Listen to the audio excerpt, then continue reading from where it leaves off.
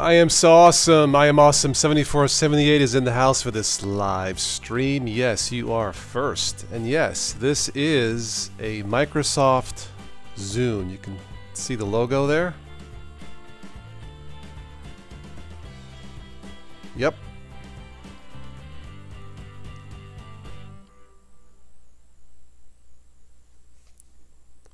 I think it still works.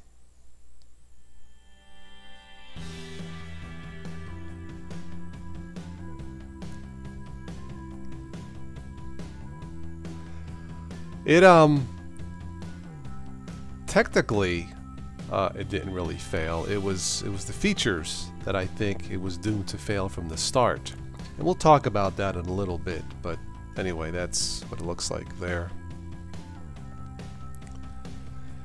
Yeah, it was supposed to be an iPod killer. As for settings, it's not really working very well, is it? Anyway, it was supposed to be an iPod killer, and it just didn't quite go that far. Yeah, some of the games, checkers, Hex6 Space Battle, Sudoku, Texas Hold'em. You can see that, but yeah.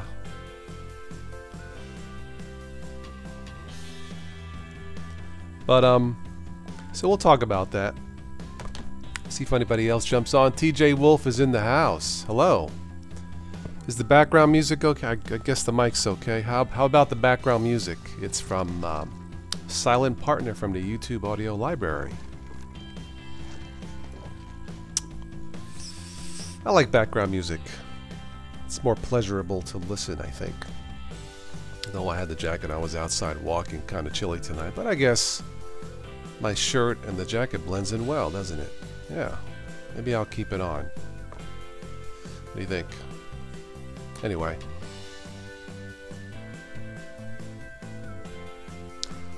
Okay, we can talk a little bit about market share. Absolutely. I've been meaning to talk about this really for years, of why the Zune failed in the marketplace. But we'll get to the market share. Absolutely. Thanks for bringing that up. Yeah. I just wanted to... It's one of those things I wanted to talk about for a while, and I had it with me, so... But yes, we can. I'll see Rose. TJ Wolf has a Zune, and he actually liked it. Well, mine actually still works, so I use it. Yeah, I still use it. Why not? Until it craps out altogether, might as well keep using it. So why not? The old big one, fat one, not the H. Yeah. This is the first one. This is the first generation. The new ones got, I think, it's skinnier and smaller, a high definition. But yes, well, see, Rose, everybody likes their Zune or like their Zune. Good topic for tonight, right? Only Rose does not have a Zune. Maybe she's the smart one. How are you, Rose? How's things up in Canada? Alright, so yeah, we can talk about the Linux market share, but let's talk about a retrospective on why the Zune failed. Well, really in the marketplace in general, not just against the iPod. And this was actually, but why not if it works? Yeah, if it works, use it. These were priced comparably to the iPod. Turn down the... Albert Crow, you got a Zune too. Wow. Rose, you're out of place for tonight with no Zune. I'm just kidding. Hi, Albert. But these were priced comparable to the iPod.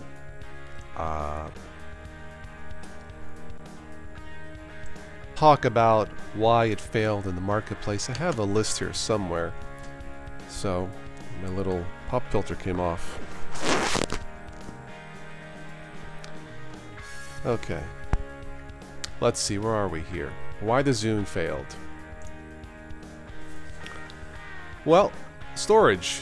You could not use this. You couldn't use this as an external storage device, which kind of was a bummer because I was looking for an all-in-one device. Again, now this was before, you know, the iPhone, smartphones, so you could not use it as a storage device. Now keep in mind, this was supposed to be an iPod killer to compete with the iPod, which means it had to do something different, better, at a lower cost. It was priced the same, so they kind of flubbed that, but it was supposed to compete with the iPod, and this is why it failed.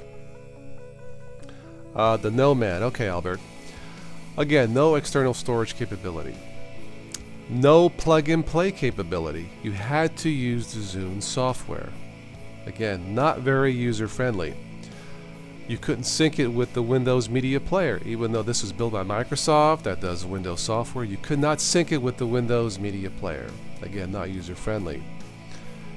No FM transmitter to play in your car. Of course, now you can go Bluetooth and all that. Or hook up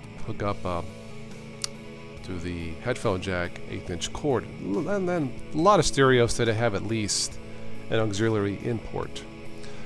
Fairly poor battery life, or at least not that much better than the iPod, if I recall. And these here did not have an automatic shutoff, if I recall. So even though the screen went out, it was still powered on. It would drain the battery. So that was kind of a dumb feature, I thought, in my opinion. Okay, so speaking of the battery, it had a sealed battery. To take this off, you got to get a little toolkit, pop off the plastic here at the bottom, and then this comes out. Then you had to go in the seam here, right here. You can see that there's a seam to pop that out. That was definitely not user-friendly. Now, I did change one battery in this. It seems to work okay, but it was kind of a pain.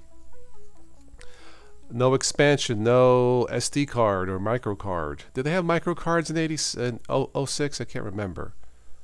I don't know. But again, there was no expansion slot, so that was not user-friendly. We talked about no Bluetooth. That would have been nice. And Zune. A Zune. What the heck's a Zune? Weird name. And I think one of their taglines was Microsoft Zune joined the social. Okay, the social what? It was just very poor marketing, poor features, or not the right features to really promote something like this to compete with the iPod. And ultimately, in the end, I suppose it didn't matter once the smartphone came out. Now, they still sell inexpensive Chinese MP3 players and iPods. But I suppose in the end, once the smartphone became dominant, you really don't have much use for these anymore. I use it because it works. I mean, I paid for it. No expansion cards were huge then, yeah. Jesus, even my very first MP3 player, the Samsung Yep. Look it up, YEPP from 2000, even that had an expansion slot. 6 years later, this did not. Now, how dumb was that? Just my opinion. You never knew that. Nice to know if you need to change. I never changed. It's still the Zune battery from there. Yeah, you can order a kit online. It's fairly inexpensive. The little tools, a little battery. It's like 15 bucks. It's not that expensive. Now they were reliable. This is I bought this in 07. I mean, it still works. So I mean, I haven't dropped it or anything like that. So at least they were reliable, from what at least mine is. So in terms of reliability, that's a plus. But what failed was not having the features that consumers wanted to distinguish it itself from the iPod, and I think that's why it ultimately failed, even without smartphones. Let me go here. It first came out, I believe, in 06. Let's see. They were discontinued in October of 2011. 2012, all Microsoft services, Zune services were stopped. And there's some history here, but I mean, you can still download the Zune software and still syncing. I'm not aware. 4 GB in 06 was a lot then. Yeah, it probably was. The capacity of this Rose would have been the same as the iPod. I forget how many songs, to be quite honest. Let me see if it says here on Wikipedia. If not, I'll do a quick search. Let's see here.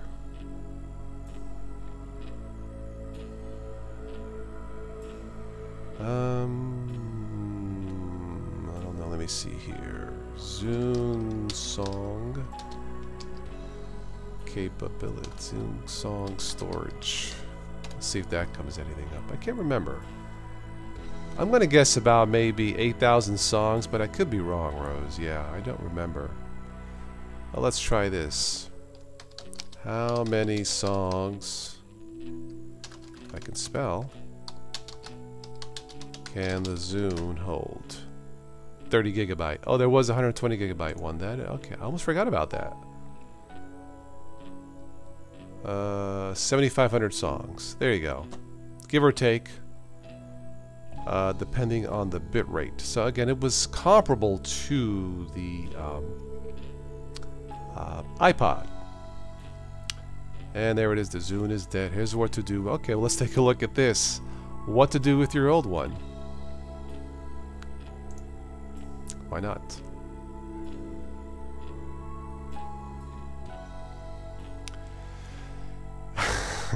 It has been an unnecessarily slow, cruel death for Zune. Well, mine still works. Let's see. Microsoft's music service. Let's see. Zune devices will still work. Yes. Anything saved to them will. I don't know if this can be safely hacked and use open source software. I was scared to do it. James, hello. James Wenta is in the house. The amazing stories that Microsoft owed the video games market with all those teenage eyeballs they could not connect to the Xbox or the audience. Yeah. John Bedard. Hello. I always thought the Zune was a better product, but at the same time, yeah. It had the potential to be a better product, John, but it just didn't have user-friendly features like, you know, expansion slot, replaceable battery, Bluetooth, just things that make sense, that would have made more sense. I mean, they make sense today, but would have made more sense back then, and they didn't do it. MS didn't have music service on the Xbox. Back then, I don't think they did. That is true. Now they just call it, what do they call it? Microsoft? No, they call it Groove Music, don't they? I think so. Okay, so Microsoft will retire Zune services on November 15th. Okay, that would have been 2015, I believe. The Groove Music Pass account, okay. Rumblings that Zune power users might make an open source Zune client. Alright. That would be cool if it's safe to use. Let's see. In these dark times, you might find comfort knowing 15 people are watching. Yes, the iPod did not have those features. That is correct, John. That's why if this one did, it could have surpassed the iPod, because only this would have had those features like expandable memory, user replaceable battery, Bluetooth, you know, and the list goes on. But that's why it ultimately failed. So it says here, in these dark times, you may find comfort knowing 15 people are watching a Zune 30 gigabyte on eBay right now. You are not alone. Anyway, this was from a couple years ago, so that's what you could have done with your Zune. So the Zune is well, for what's obviously, except for the leftovers, the Zune is officially gone. And the iPod, I believe you can still buy on Apple's website, probably on eBay and so on. But it still works. I mean, it has a nice screen, color screen. That's the boot up there.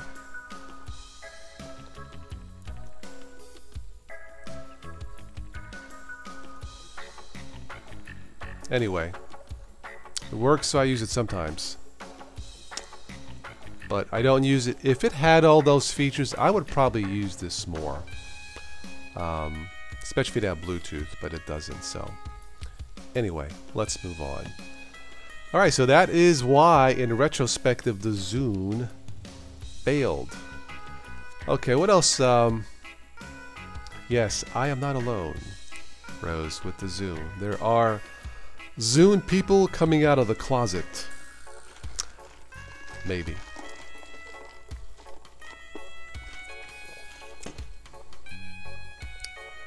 And yes, the smartphone replaced the MP3 player. What were the other ones? There was Nomad, there was Creative, iRiver, SanDisk made a nice one. There were some others I can't think of. But those are all, I think SanDisk actually still makes one. A small one if I recall. I thought I saw something at Best Buy not too long ago. Can't remember. And I even have a SanDisk MP3 player. That's sealed battery also. Okay, so before we go into the topic of the Linux desktop market share, I want to give a quick shout out to Brian Lunduke. Of course, he's been around a long time, and he was doing once a year speeches. Linux sucks. They were quite entertaining, informative. Of course, now he's on YouTube. He's doing a 24-hour, I guess, a telethon, a 24-hour fundraiser, and I think he's trying to raise $5,000, and he may just do it. Now, he deserves it. So good for Brian Lunduke. He started, I think, 12 hours ago. I don't know if he's taking breaks in between or just being plastered in that chair. So shout out to Brian Lunduke. He's always been a joy to listen to, and I wish him success in his Lundukeathon. I think he's calling it a Lundukeathon fundraiser through Patreon and donations, and well deserved. One of the nicest guys in the Linux community, probably even nicer than me. And that's probably rare, because I'm trying to be super nice. The 24-hour toss marathon coming soon. Rose, I don't know about that. I mean, I don't think I can raise $5,000 in 24 hours. I'm not as popular or as well known as Brian Lunduke. If somebody was to tell me you will definitely get 5,000 if you sit for 20, I'm not even sure I could even do that. Just thinking about it makes me want to. But I don't know. I may do something like that. The Total OS Today-a-thon or something. I don't know.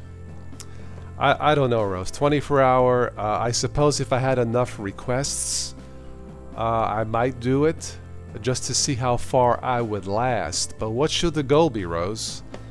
I can't ask for 5,000. I'm not that as popular as Brian. What should I ask for as the goal? Maybe 1,000?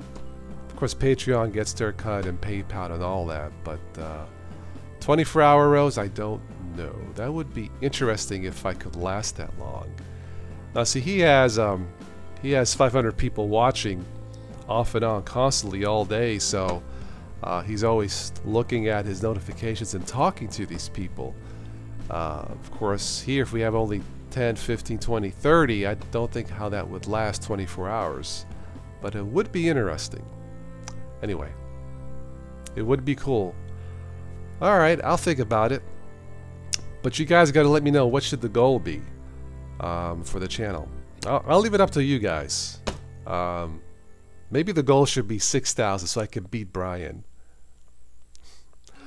What's wrong? You don't get notifications for the channel, for his channel. Did you click that little bell at the bottom right, Albert? Mine work, as far as I know. Yeah, I don't know. If you're having issues, just got a notification from IGN. You can try, if you got the new YouTube UI, you can click the top right, your icon, and restore old YouTube. That might help. I've noticed with some browsers like Opera that the new YouTube look or user interface doesn't quite work right. I think I've noticed it only in Opera. I'm not blaming YouTube or anything, but if you're having issues, you may want to try using the old YouTube look and see if that'll help solve the problem. Okay, so let's see here. Let's go to desktop. Linux usage doubles. Let's see here. Where did I get that today?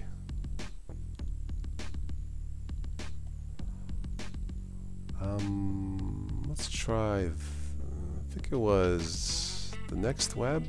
I think I can't remember. Let me see.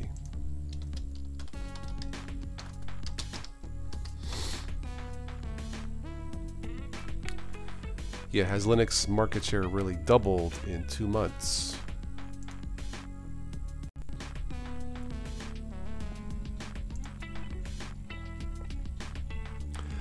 I don't know how accurate this is. Again, this is from the Next Web.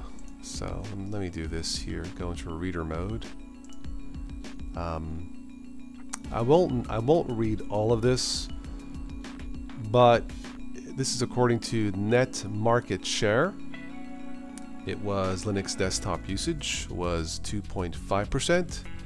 It went up like a month or so ago, and now it's apparently jumped to 5% in September last month. Yeah, Albert, try that. That is a significant jump considering that Mac computers, Mac OS, is at, if these stats are correct, it's 6.29%. But can it be believed? I think what's happening here, and it's mentioned here that there was a spike, I guess, in Chrome OS or Chromebook sales. A lot of schools use them, and I think here somewhere it states that a school district has 800 of those Chromebooks in just one school. Now you multiply that out by the countless, thousands of schools, districts here in the States, and it can be believed that Linux usage in general has doubled.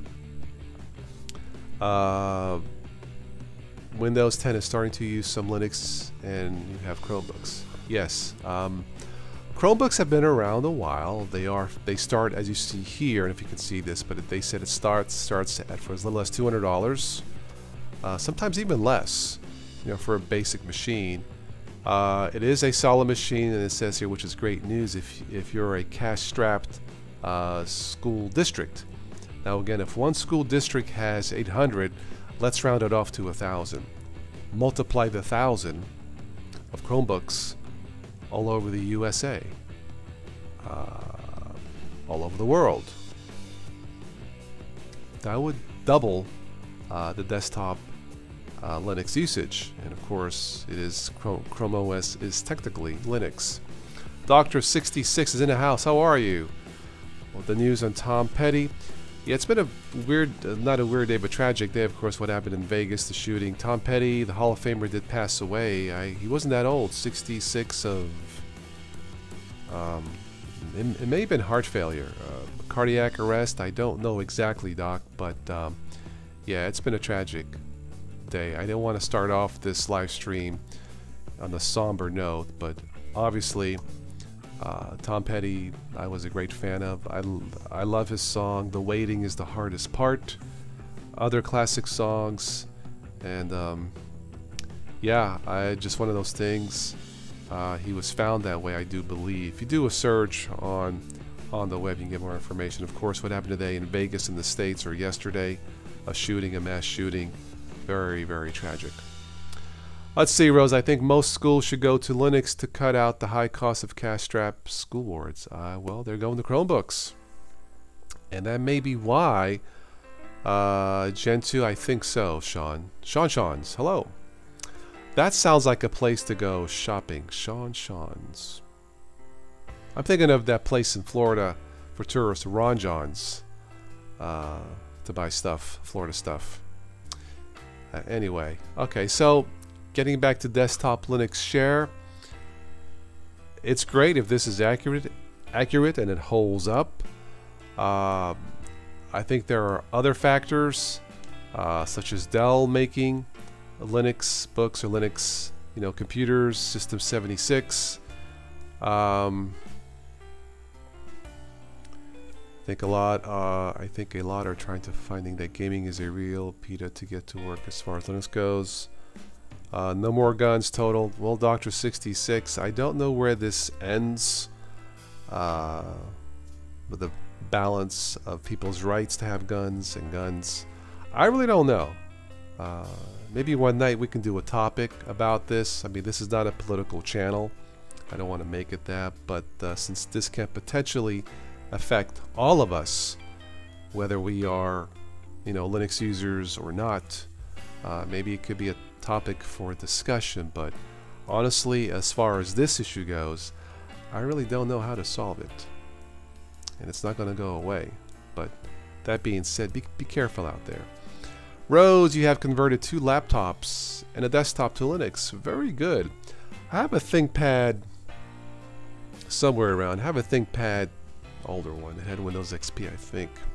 T60 that I dual boot. I may convert that to all Linux. I may put either Linux Mint or Ubuntu Mate.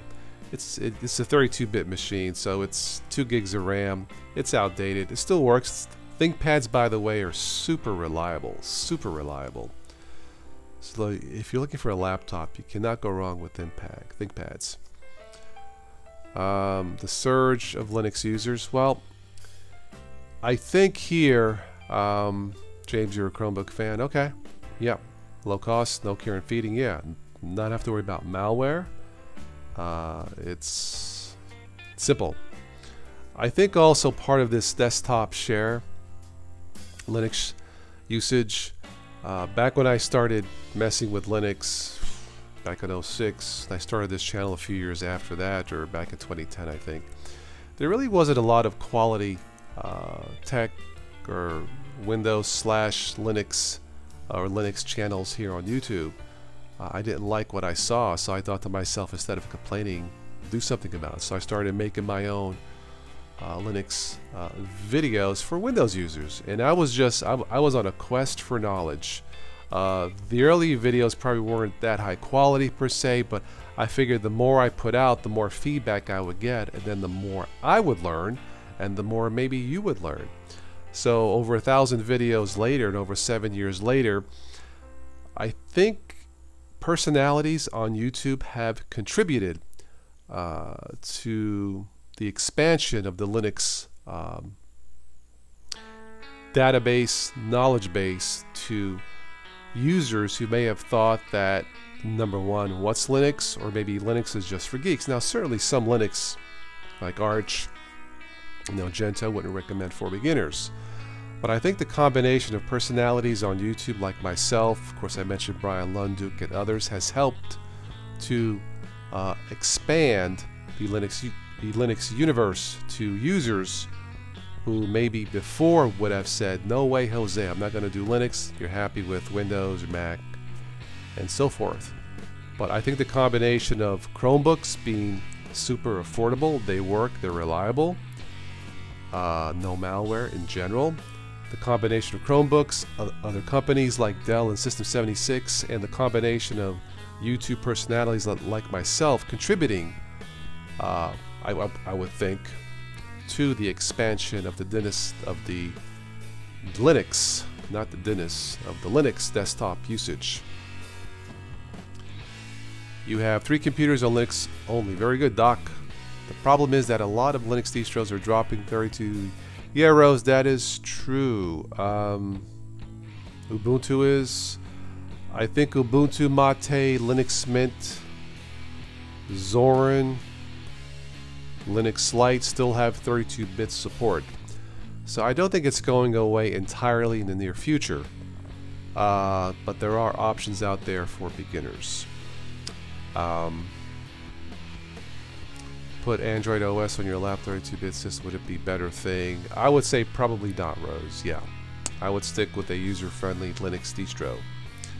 But as far as the desktop usage for Linux goes, that's how I see it. Why the usage apparently has doubled.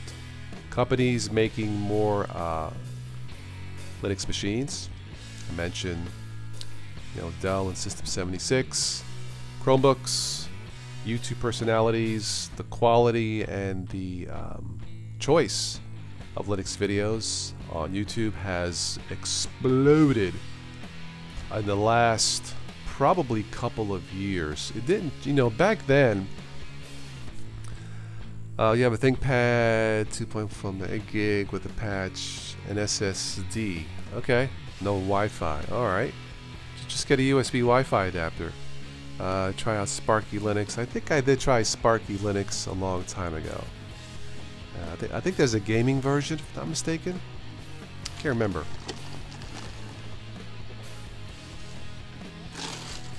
Shout out to Tim Hortons. They make the best water. Actually had a donut. Now it's dripping. I had a Long John donut and some water, trying to cut back on sugar. Anyway, don't have a coaster, so I'll just do this. I want to get it wet. Wi-Fi adapters, Chromebooks. I think it should. That would kind of suck if it couldn't. I'm not really sure. 74, 78. Sean says the original Xbox ran Linux along with the PS2. Did it? I guess it did. Okay, cool. But getting back to the desktop usage for Linux, back then I started out doing beginners or reviews of distros. In the beginning was me, IG, Infinitely Galactic, Spatry's Cup of Linux. You remember the original Twill, This Week in Linux. You can probably count on your hand, maybe two hands, on the better quality Linux channels out there years ago. Of course, now many choices. I believe the new version of Sparky Linux has improved a lot. Perhaps it's time for a new review toss. Maybe Rose. I don't know. I'll take a look at it. Take a look at the website, browse if there's something on YouTube. I don't do as many reviews as I used to. I do take requests. I try, because I've been doing this so long and I've tested maybe not thousands of distros, more like hundreds.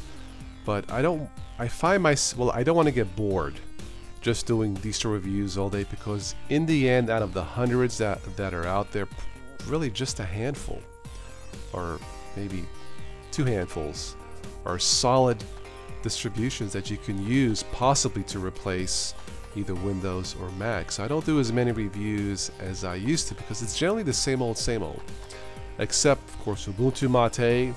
Martin Wimpress has done a terrific job. Linux Mint, friendly from the beginning. Zorin OS, friendly from the beginning, although they switched to GNOME, so I would choose not the core Zorin OS, but I would choose Linux, the Zorin Lite version. But I don't do as many reviews as I used to. So gaming is on Sparky. Okay. Solo SOA, yeah. That may be, at least in terms of talk exposure, Solus OS may be the distro of the year in terms of just plain talk and popularity. I tested Solus and it's fine. I don't use it because at the time there just wasn't enough applications for me. Well, thank you, Albert. You're still a fan of you and Spatry. Thank you. I miss Spatry also, and you miss Albert, the weekly chats. Well, we're chatting now. Back then, I don't think I did any live events prior to, I think I started a couple years. I have to go back and look at the channel. I started doing live events a couple years ago. It's not that I was shy or nothing. I just didn't feel a need to, but I think you know, YouTube now has grown so much. It's crowded. It's hard to develop your own niche, especially in the Linux, you know, market share on videos for videos, as it were. But I think live is the way to go to connect with you guys. And evidently, I can't be wrong, because Brian Lunduke does a couple of live shows a week, maybe even more. He just connects with his, you know, with his folks, with his crowd, and he's been successful. You know, both in terms of connecting with people, and of course his telethon, or whatever he's calling it, the Lundukeathon. Anyway, yeah. So, you know, I find myself doing more random live events. For one thing, I don't edit. I don't spend hours editing. Either this works or it doesn't work. If it crashes, it crashes.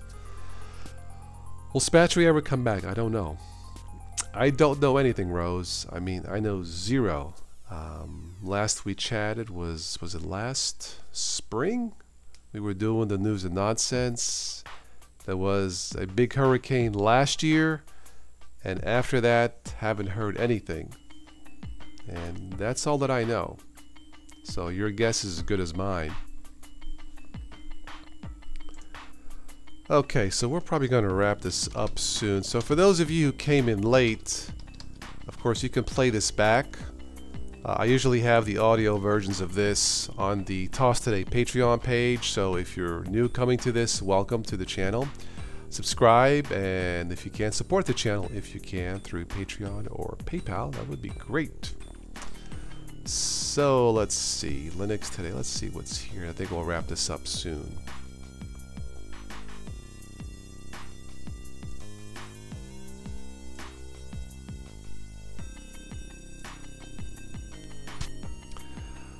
Okay, let's see if anything catches my eye.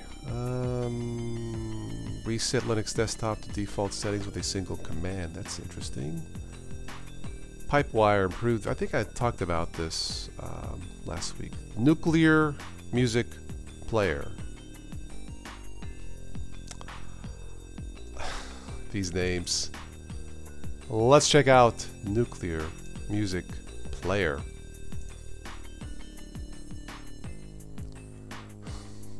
Nuclear. Okay.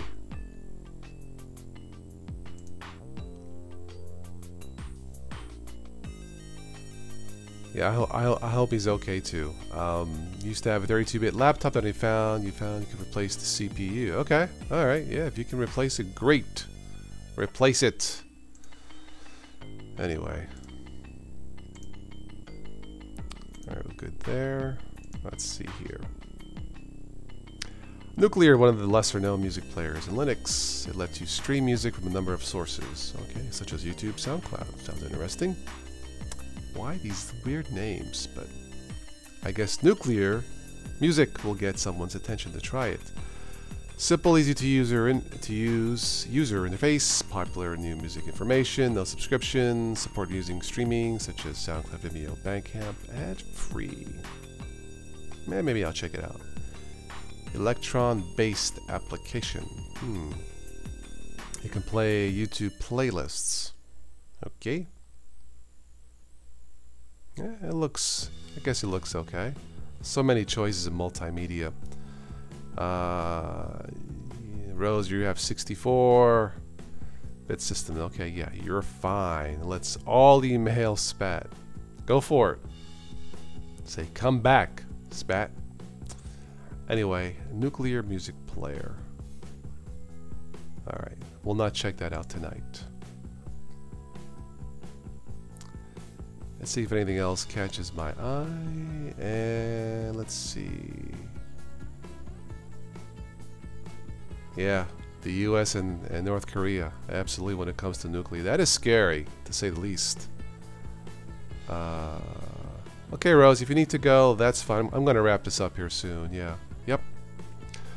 Ubuntu 17.10 final beta. Artful Aardvark. Very good.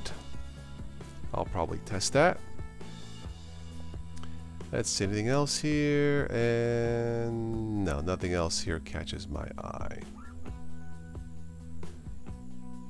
New copy of MCOL. Okay, very good.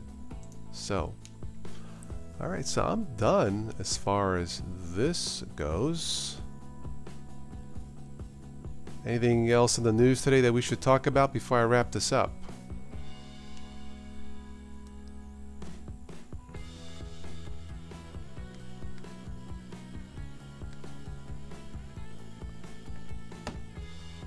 I wonder if Brian Lunduke is still chugging along.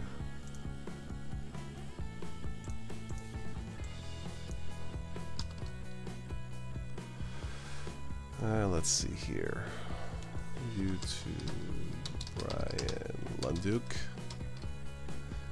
I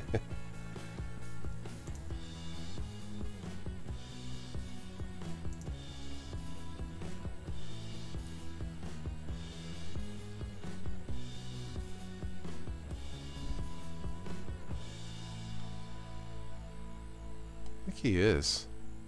I don't know.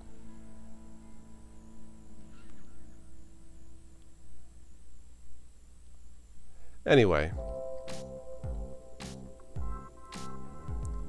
Or maybe he's taking a break. I don't know. Anyway, again, check out Brian Lunduke's channel.